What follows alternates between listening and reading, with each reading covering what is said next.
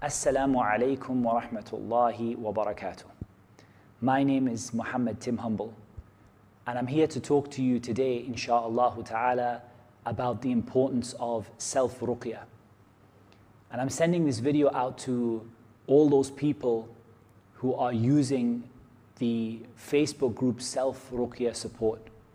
And this is a fantastic project run by some of the sisters, Hafidhahunna Allah, in order to provide support for people to engage and to be able to practice and to find the practical nature of self-ruqyah.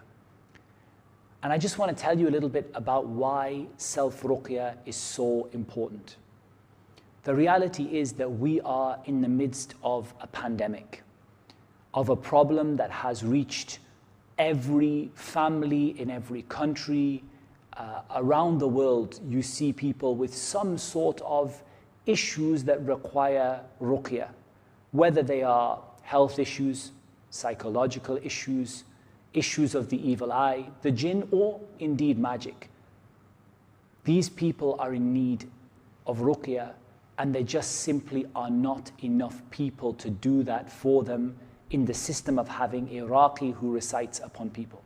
And in many of my videos, I've spoken about just how important it is that we teach people to do self-ruqyah. And I think that the parallel for this, or the example of this, is the example of the hospital system. In the beginning, you have people who are treating themselves. When you have a headache, you don't go to the A&E department. You treat yourself with some paracetamol, and bi-idhnillahi ta'ala, you find a cure in that. Those people who are finding it a little bit harder, they go to their pharmacist, they ask for some advice, their pharmacist gives them some advice, and they don't need to go to their GP or to the A&E department. At the next level, they go to a GP who's a general in all sorts of different fields, and then maybe to a specialist, maybe to the hospital, and so on and so forth. And the reality is that until we have a system where people are able to learn to treat themselves, we have huge problems. One of those problems is that we overburden the ruqa, the raqi, with cases that can be treated at home. Like the example of everyone who has a headache going to A&E. What would happen to the department? It would become full. So we overburden those people who are doing ruqyah. Also, we attach people's hearts to people who are not doing ruqyah in the right way, or to a raqi. Whether they're doing it right or wrong, people become attached to individuals. They don't seek the cure between them and Allah. And perhaps this is one of the secrets in the statement of the Prophet sallallahu alaihi wasallam, "Humul ladina la yastarqun." They are those people who do not seek ruqyah. So the reality is that the more we get people to treat themselves, the better their iman will be, the higher their iman will be, the better they will be in their relationship with Allah subhanahu wa ta'ala, the less burden we will put on the people who do ruqyah. And also, more than that even, this issue of early diagnosis.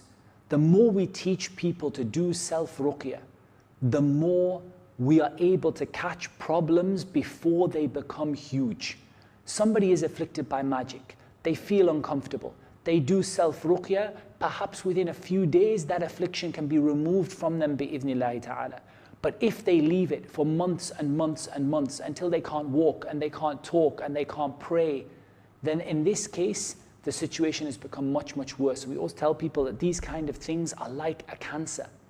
The quicker you catch them, the more effective and the easier the treatment is.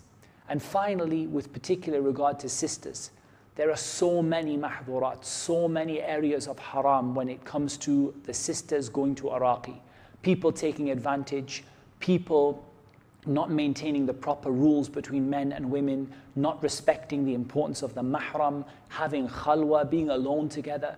And the more we can do to reduce this, the better it will be. So in summary, we're not telling people never ever to go and have ruqyah done, or never ever to go and seek ruqyah, but we're trying to help as many people around the world to do ruqyah upon themselves. And then those people, inshallah, can be the raqi of the future.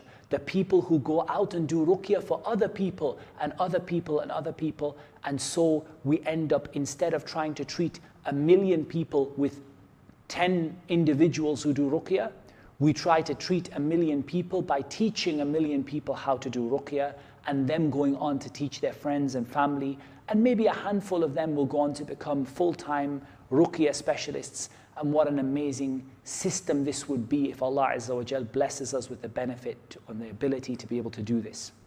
So this Facebook page is an absolutely fantastic effort. We ask Allah Azza wa Jal to bless them. We ask Allah subhanahu wa ta'ala to put barakah in their efforts and in their time. And we ask Allah subhanahu wa ta'ala to cure those people who are sick. We ask Allah subhanahu wa ta'ala to teach us what benefits us and to benefit us with what He teaches us.